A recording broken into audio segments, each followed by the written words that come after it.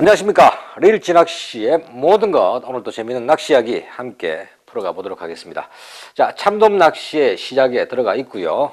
지난 몇 해 동안 낚시에서 아주 중요한 문제죠. 각종 채비법, 잠길 낚시의 채비법과 그 운영법, 반유동 낚시의 채비법, 그리고 기본적인 운영법, 그리고 전유동 채비법과 운영법 이야기를 했었습니다. 자, 전유동 채비법을 이야기하면서 저부력 전유동, 그리고 고부력 전유동의 채비 구성, 그리고 어떻게 운영하는가를 깊이 있게 들어가지는 못했지만 기본적으로는 설명을 드렸었는데요. 세 가지 중에서 굳이 힘든 것을 꼽으라고 한다면 아무래도 이 전유동 채비법이 가장 동호인들께 어렵게 다가가는 채비법이 아닌가 생각합니다. 자, 감성돔과 뱅에돔 낚시도 마찬가지겠지만 특히 참돔처럼 가까운 발밑에 채비를 던져서 50m, 100m, 150m 이상, 그것도 아주 빠른 조류, 본류들을 직접 공략해야 되는 그런 낚시에서 매듭이 없는 전유동을 한다. 야, 20, 30m 가는 것은 눈으로 보면서 줄을 어느 정도 보면서 파악을 할 수 있겠지만, 보면서 할 수 있는 것은 4, 50m까지 한계. 그 다음 대부분을 눈으로 보지 않고 감각만 가지고 점점 깊어지는 환경에서 중하층에 미끼가 머물면서 갈 수 있게 한다는 것 쉽지 않죠. 아마 그림상으로는 감을 잡으시겠지만 실제 현장에 선다면 첫 캐스팅부터 마음속에 채비에 대한 믿음이 확 떨어지는 쉽지 않은 방법입니다. 자, 이번 시간은 이 잠길 낚시 채비와 반유동 채비 그리고 전유동 채비를 어떻게 보면 전부 다 합친 하나의 방법이라고 할 수도 있겠는데요. 제가 참돔 낚시에서 즐겨 사용하는 저 개인적인 반유동 잠길 채비에 대한 이야기를 한번 해볼까 합니다.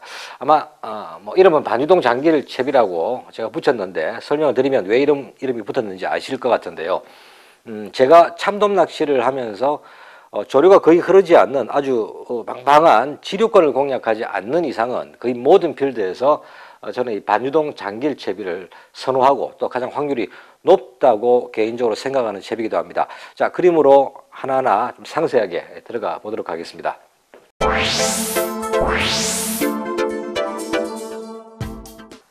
매듭이고요. 자, 반유동 잠길 채비라 했죠. 매듭이 있고 일반적인 반유동 채비와 같이 방구슬도 들어갑니다. 그리고 찌가 있을 것이고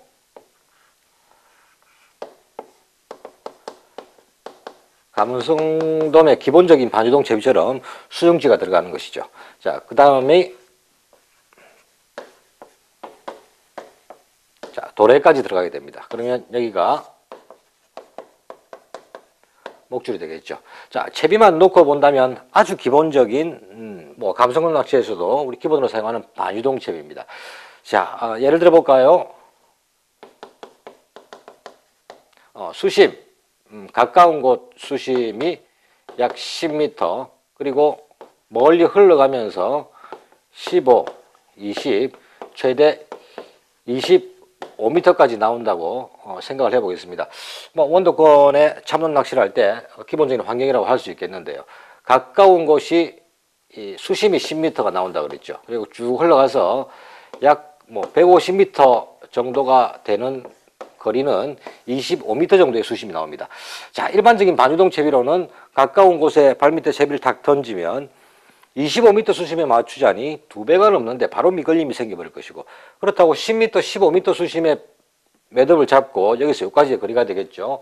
15m 정도를 가지고 거리를 주고 캐스팅을 했다면 이 채비는 150m 가까이 흘러가 버리면 중층에 붕 떠서 미끼가 흘러가는 상황이 되고 맙니다. 자, 일반적인 이 반유동 채비로는 공략하기에 확률이 좀 낮은 어느 정도 흘러가다가 15m 수심을 줬다면 15m 수심, 15에서 20m 수심 요 주위에서만 입질 확률이 높아지고 멀리 갈수록 입질 확률이 떨어지는 그런 환경이라고 할 수가 있습니다.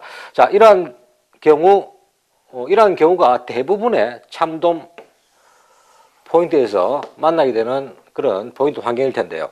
자, 이러한 경우 저는 이 반유동 장길 채비를 사용하게 되는데, 자, 찌에는 잔존무력이라는 게 항상 있게 되죠. 자, 이 찌를 2호 찌라고 가정을 해보겠습니다. 제가 사용하는 2호 찌에는 잔존무력이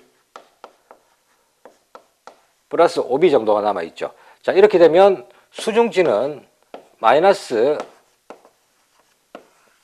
2호를 선택하게 됩니다. 자, 2호 수중찌를 사용했을 경우 5B의 잔존무력, 여기가 수면이라고 한다면 요비로 뜨는 5B의 잔존무력이 남죠. 자, 이런 상황에서 저는 이 5B의 잔존무력을 완전히 없애기 위해서 돌의 바로 밑에다가 마이너스 5B 봉도를 하나 물리게 됩니다. 자, 이렇게 될 경우 2호에 뜨는 부력을 가진 잔존무력 5B의 찌, 그리고 마이너스 2호에 깔아앉는 부력, 자, 수면 위로 솟아있는 띠, 뜨는 부력을 가진 잔존무력 5B를 5B 봉돌로서 돌의 바로 밑에 목줄이 시작되는 부분에 감쇄를 시켰죠. 자, 이러한 경우는 이게 수면이라면 이론상 찌는 수면 위에 이렇게 머리가 찰랑찰랑할 정도로 아주 예민한 상태가 되겠죠. 자, 이런 경우 조류가 아주 거센 본류대에서는 찌는 설설 잠기게 됩니다. 하지만 그 잠기는 폭은 아주 미세하게 되겠죠. 자, 제가 말하는 반유동 장길 낚시는 여기서부터 시작된다고 볼 수 있는데요. 이렇게 채비 구성으로 잔존무력을 없애서 예민한 상태의 찌를 만들었다면 그때부터는 조류 세기라든지 점점점 깊어지는 이 수심의 폭, 그 차이를 가지고 마이너스 부력을 만들기 시작합니다. 자, 약 4m의 목줄이라고 한다면 마이너스 2B나 3B 봉돌, 자, 예를 들어 보겠습니다. 마이너스 2B 봉돌을 이 상태에서 하나 더 물리게 된다면 이 채비는 채비가 수중찌가 쭉 내려가서 채비가 매듭에 찌가 매듭에 탁 닿게 되면 그때부터 밑채비가 쭉 이렇게 안정되고 나면, 다시 말해서 채비 전체가 딱 안정되는 순간부터 마이너스 2B의 무게만큼 채비 전체는 서서히 가라앉게 되겠죠. 자, 거기서 조금 더 빠른 속도로 가라앉기 위해서는 2B 봉도를, 자, 목줄을 3등분해서 2개를 물리게 된다면 2B 플러스 2B가 돼서 2B 2개, 약 4B보다는 무게가 조금 더 무거워지겠죠. 약 4B의 무게만큼 채비가 안정된 이후, 다시 말해서 목줄에 달린 2B 봉돌 2개가 쫙 떨어져서 채비 전체가 딱 안정되는 시점부터 2B 봉돌 2개의 무게만큼 서서히 가라앉게 되는 것입니다. 자, 그렇다면 가까운 곳, 여기가 10m가 될 것이고, 자, 150m 흘러간 부분이 수심이 25m가 나온다고 그랬죠. 가까운 곳은 10m 거리에 수심이 10m가 나오고 약 150m 거리에 수심이 25m가 나온다고 했습니다. 자, 이러한 경우 참돔 포인트는 대부분 가까운 데보다 멀리서 형성이 되는 경우가 많기 때문에 본류대 가까이 채비를 던질 때는 10에서 15m 정도가 나오는 약 20m에서 25m 사이에서 채비가 매듭에 닿을 수 있도록 수심 확보가 되도록 안정되게 채비 구성 수심을 주게 된다면 약 15m 거리에서 채비가 안정된다고 볼 때 15m 채비의 수심, 여기서까지의 수심을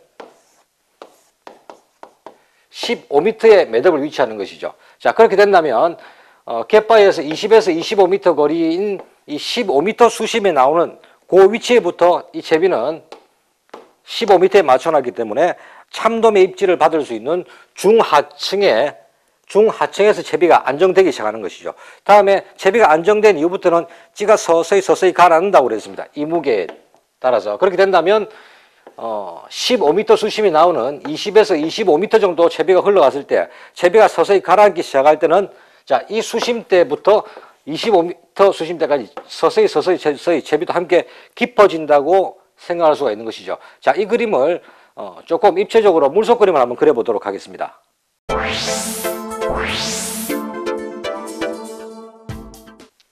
자, 여기서부터 여기까지 거리가 약 20m 거리, 그리고 수심이 15m가 나온다고 가정을 하겠습니다. 아까 채비에서 15m의 매듭을 했기 때문에 흘러가던 채비가 매듭이 딱 닿으면 약 20m 거리에서 매듭이 닿으면 찌는 여기서부터 서서히 잠기게 되겠죠. 그렇게 될 경우 15m 정도 거리가 나왔는데 20m 거리에서 수심이 15m 정도 나왔는데 내 채비가 여기서 안정되고 잠기기 시작한다면 밑걸림 없이 천천히 적당한 견제로 가고 있다는 걸 느끼게 되죠.